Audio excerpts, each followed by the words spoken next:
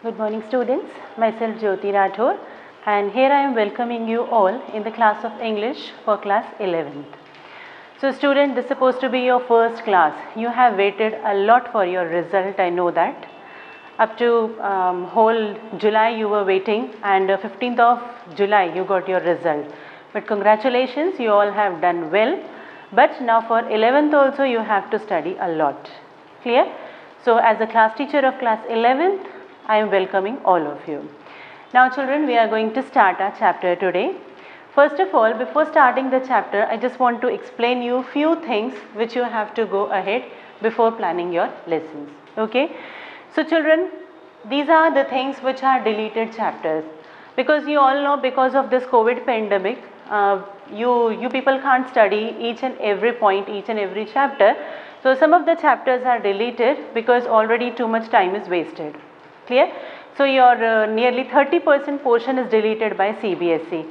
So rest these chapters are there. First I am going to tell you those lists which are deleted here. So children, these are the chapters. This year you have two books. For English you have two books. One is Hornbill, another one is Snapshot. Okay. So from your first, that is your writing skill, the chapters, the topics which are deleted. First one is classified advertisement. This topic is deleted. Letter to editor. In this letter to editor, giving suggestions, opinions on the issue, this topic is deleted. Provide realistic contest in the form of newspaper, report, article to which student may respond. This is also deleted. Then the third thing, application for job. This year you have job application also along with resume, that is biodata. That topic, that whole topic is deleted. Now article and report writing. This is also long writing part. Last year also you had report writing and article writing. That topic is also deleted here. Then narrative. This topic is also deleted. So this much from your writing skill is deleted portion. Then from your grammar section, model, clauses, voice, error correction, editing, this topic is deleted. Okay. This edit and this error correction would be based upon these three topics, model, clause and voice. These three are deleted. Then next thing you have from your Hornbill book, one poem, that is Father to Son. Now the poem is deleted and one lesson, the adventure, this is also deleted. Then from your Snapshot book, The Heart of the Only World, this chapter is deleted, and The Tale of Melancity, this chapter is also deleted. This is a story also, this is a poem also, a narrative poem it is. No? So these four things are deleted from your literature section. Understood now? And these two books are there. Now this much is clear, all of you? Okay. Now children, we are going to start our first chapter today, and the name of our chapter is The Portrait of a Lady. Very nice story written by Khushwant Singh. See children, this is picture of writer Khushwant Singh. He is a very well known writer, he is a playwright, he is a critic also, even he is a politician also. In politics also, very good things he had given in politics also, and a long time also he has given to politics. No? Number of short stories he has written, and this story also supposed to be a short story. Actually this is more than a story, these are the experiences given by Khushwant Singh towards his grandmother. Clear? The grandmother, this lady, a portrait he is drawing. To draw a portrait, what are the things which are needed? We have to need a canvas, we have a pencil we need, clear? Some sketch pens are needed. But this person, he is drawing that portrait with the help of words. Clear? The words are of Khushwant Singh and the portrait, the sketch is of grandmother. So let us see what kind of beautiful sketch he has drawn. So before starting, I just want to give you a short introduction of Mr. Khushwant Singh. Khushwant Singh, he was an Indian author, a lawyer, a diplomat, journalist and a politician. Number of roles he had played in his whole life journey. Clear? Now, his experience in 1947 partition of India inspired him to write Train to Pakistan in 1956. A very well known thing written by Mr. Khushwant Singh, that is Train to Pakistan. Because he had observed that time period also when India and Pakistan we were together. That time also he had seen when partition occurred, that time also he had seen. So that experience in the form of writing he conveyed to his readers. And now, which become his most well-known novel. Now, with the help of this Wikipedia, if you want to see about Train to Pakistan, that also you have to see. This person born on 2nd of February 1950, Hadali, Pakistan. See, this Hadali, that was a part of India when India and Pakistan was not separated. But when separation occurred, we were divided. So now this Hadali is in Pakistan. But that time when he was born, that was a part of India. And he died on 20th March 2014, Sujan Singh Park, Delhi. This was the place where he died. Spouse, that is the partner name was Kanwal Malik. She was born in 1939 and she died in 2001. Education, GCU, Vidyarthi Kendra Punjab, Vishwavidyalaya Chandigarh and many places. Many more places he completed his education. He went to out of India also to complete his education. And then awards. Padma Bhushan, Padma Vibhushan. These two famous awards this person has got. Okay, so this is all about Mr. Khushwant Singh. Now children, our lesson is the portrait of a lady. Here I am going to give you a sketch of this lady. This is not exactly Khushwant Singh's mother, but a sketch that is taken from net. Clear? So this is the lady, this is the grandmother whose portrait is drawn by Khushwant Singh with his own words. Now see, here I am going to start my lesson. People said that she had once been young and pretty and had even a husband. So in the beginning only, Khushwant Singh is telling that people said.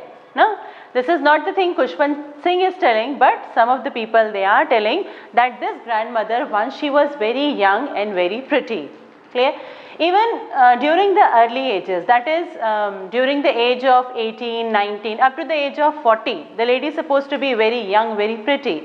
So each and every people, those who had seen this grandmother, they are telling that this grandmother is very young and pretty. But that was hard to believe. Okay, it is definitely very hard to believe because in the picture we had seen grandmother is young, grandmother is old enough. So how she is young, how she is pretty? This is very hard to believe by author. Now, my grandmother, like everybody's grandmother.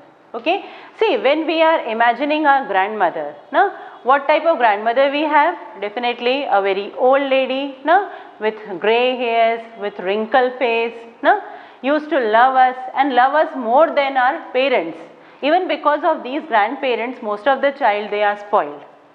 Is it okay? No, because you people are also having your grandmother, grandfather, and they love you more than your parents. If mummy is denying anything, papa is denying anything, who is going to fulfill that one? Definitely Dadi is there, no? Grandpapa is there. They are there to fulfill all your needs. So definitely these people somehow they will spoil us. So in the same way, this person is telling my grandmother, like everybody's grandmother, okay, was an old woman. No, she had been old and wrinkled, having lines or fold. No, in this picture we are seeing a lady is there who is having wrinkles on her face. Wrinkle means some lines are there.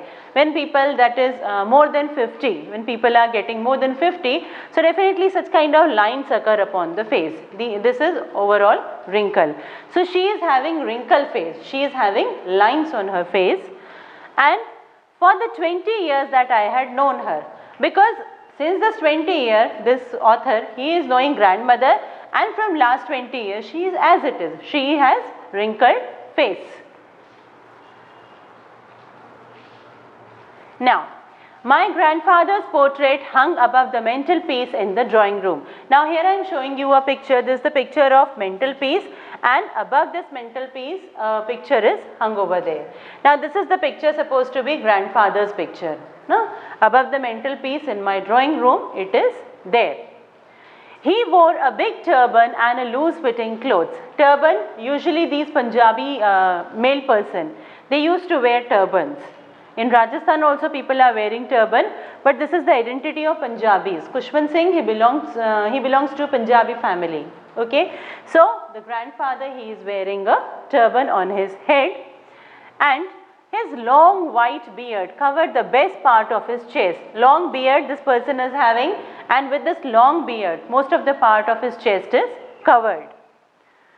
And then he looked at least 100 years old. This person, Mr. Grandfather, he is simply looking like he is 100 years old man. Okay. So in the very first paragraph, Khushwant Singh is talking about grandmother. Now in the second paragraph, he is talking about his grandfather. He did not look the sort of a person who would have a wife or her children. No? Khushwant Singh is telling, this is the negative thing he is talking about his grandfather, that he is so old that nobody can assume that he is having a family. He is having some children or somebody else in the family. But he looked as if he could only have lots and lots of grandchildren. No? Because in the beginning he is telling he is nearly 100 years old. So definitely a 100-year-old man would have lots of children, lots of grandchildren. Like that type of personality grandfather is having. Now, about grandmother's character. Some more thing Khushwant Singh is talking about grandmother, that is, as for my grandmother being young and pretty, the thought was almost revolting. Almost revolting in the sense like when we want to believe something, but our mind is telling no, you don't have to believe. So that is the revolting issues we are getting. So he is telling almost revolting. Here I have written you the meaning also, this is hard to believe. She often told us of games she used to play as a child. Because this is the picture of grandmother as she is looking like this, nobody could believe. No? And even when she is telling, the old lady of nearly 70, 80, 90 years, if somebody is telling that in my childhood I was playing such games, so could you believe? So in the same way author was also not believing. Clear? Now, that seemed quite absurd. Absurd means illogical. Okay? When grandmother was telling that I was playing some games, so the grandchild, he is not at all believing. Now this is something illogical for the grandchild. And undignified on her part that we treated it like the fables. Now, even this is undignified also. When she is telling I was playing game, I was young, I was pretty, so nobody was believing her. No? And for the grandchild and for the rest of the family members, it was simply like fables. Fables means, children, these are the fictitious stories having a moral teaching. No? In your childhood also, when you were in 5th class, 6th class, you were reading the stories of Panchatantra, you were reading the stories of Champak comics. No?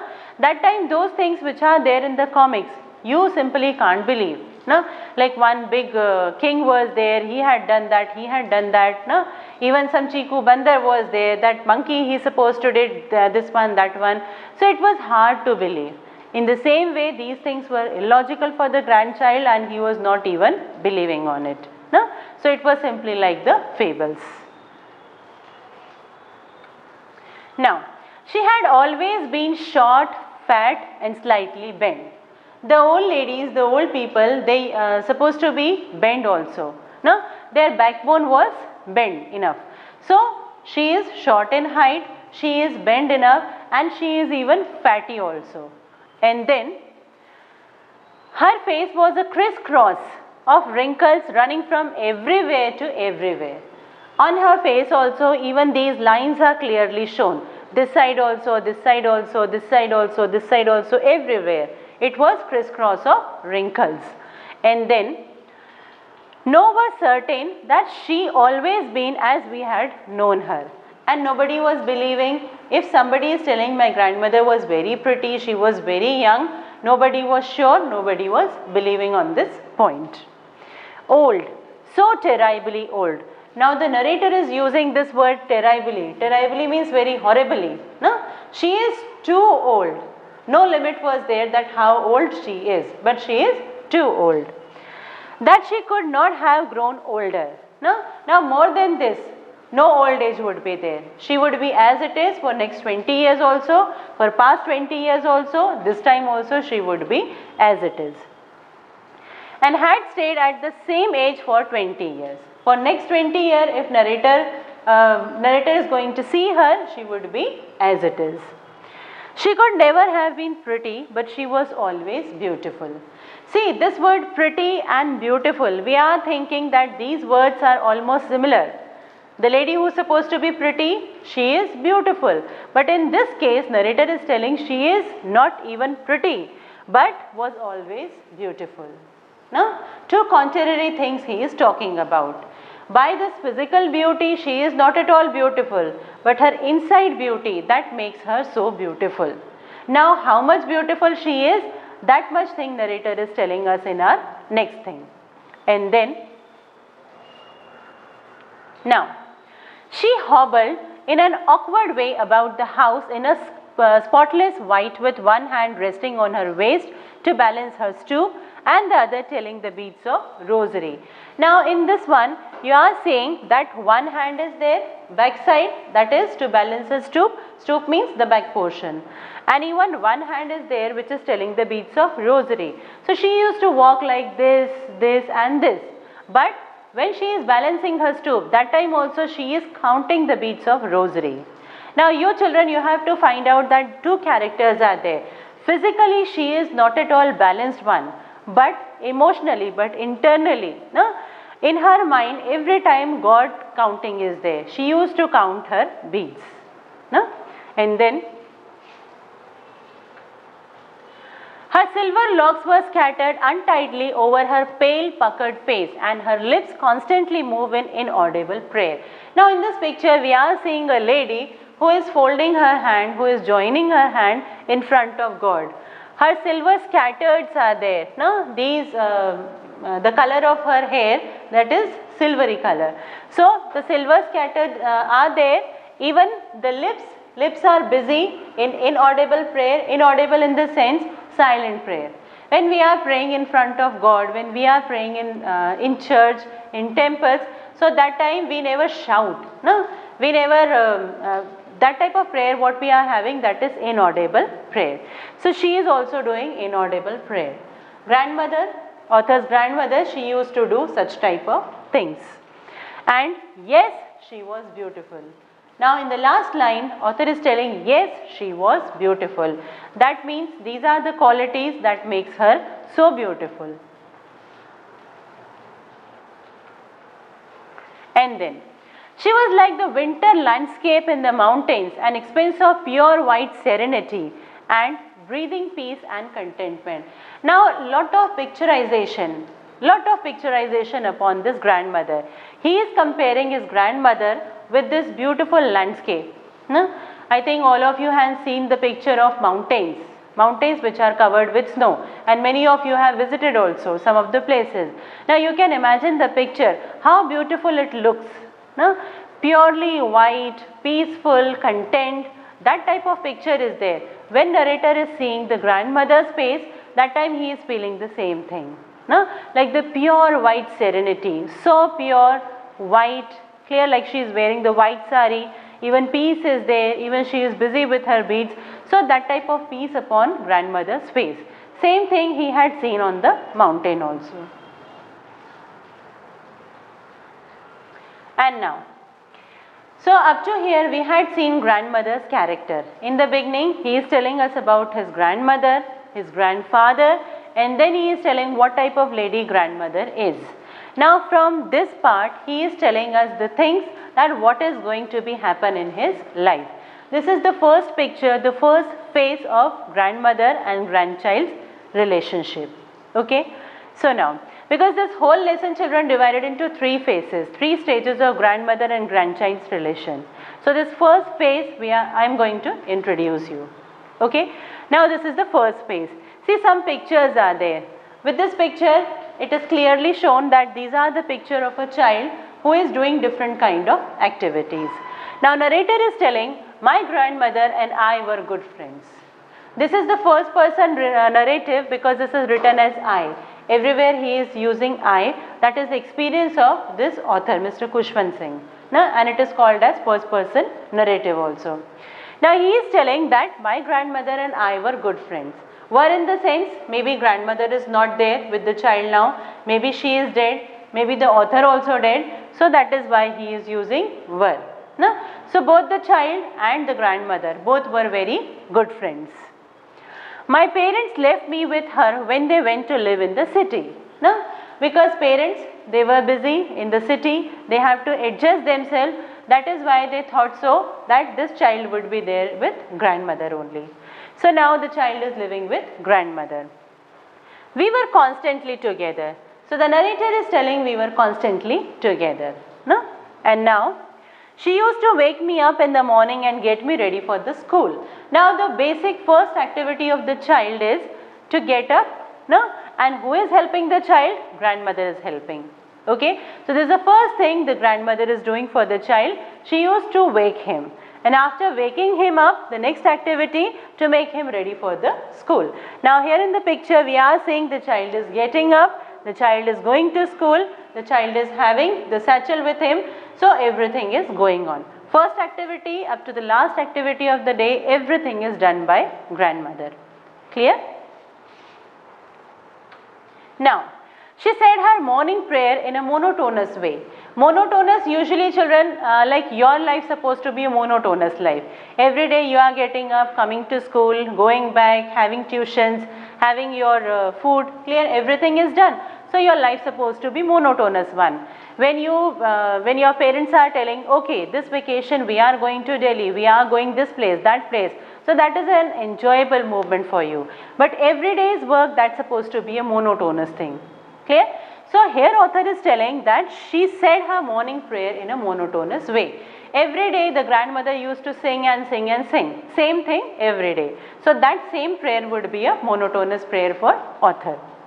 Now, sing song while she bath and dress me. No? So the author is taking bath, the author is getting up, no, the author is dressing up. All the activity when the author is doing, she used to sing and sing. And then that I would listen her and get to know it by heart. She is singing and singing, what is her intention? That is, my child would learn it by heart. But I listen her because I love her voice. The small children, you know, this 4 and 5 year of age children, if we are telling them to revise some of the thing, it's supposed to be very monotonous for them. But if the person is repeating and repeating the thing, definitely they would learn. But here, what is the intention of child? Why he is listening? Because he loved the voice of grandmother. But never bother about it. But he is never bothering that why should I learn it? Grandmother's intention just to learn the things. But the grandchild intention he is never bothering about. But he is listening because he loves the lovely voice. And then she would fetch my wooden slate which she had already washed and plastered with a yellow chalk. Now, the small children, they are having slate. Every time this slate is supposed to be washed. So, grandmother is doing, every day she is washing the slate, plastering the thing with a yellow chalk every day.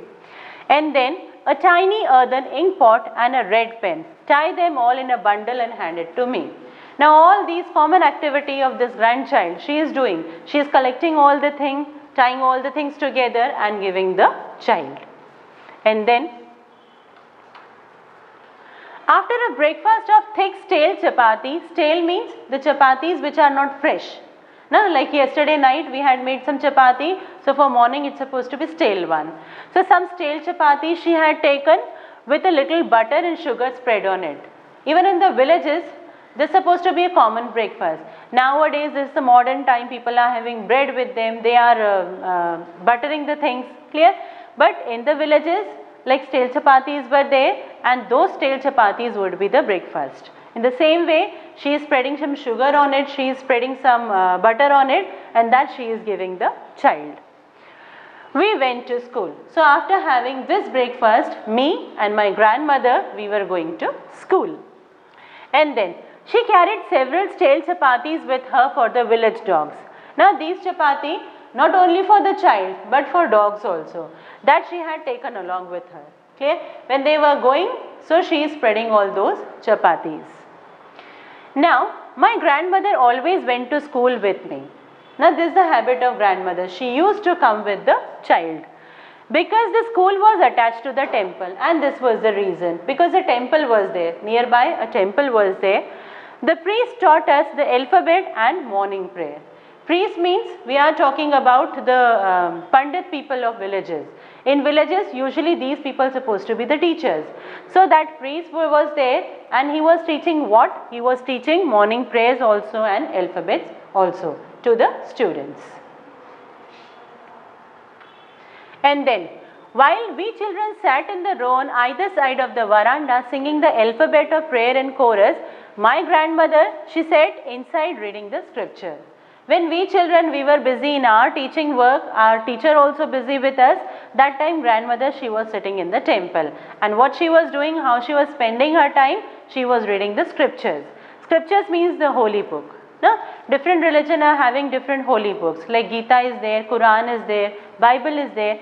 So that scripture she was reading. And now, when we had both finished, we would back together.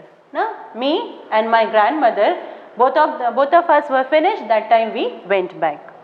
Now this time the village dog would meet us at the temple door. Now those dogs whom my grandmother already fed them, so those dogs were there along with us. They followed us to our home growling and fighting with each other for the chapatis we threw to them. See, this growling, this is a sound of those animals which are fighting for the chapatis. So those animals, they were fighting for the chapatis along with me and my grandmother. And in this way, both of us would back home. Understood, children? So now this is supposed to be the first phase of grandmother and grandchild's relationship. Morning to evening, these are the activities they were doing so. Understood? Now the second and third phase we have to talk in our next video. So thank you children and best of luck, keep studying.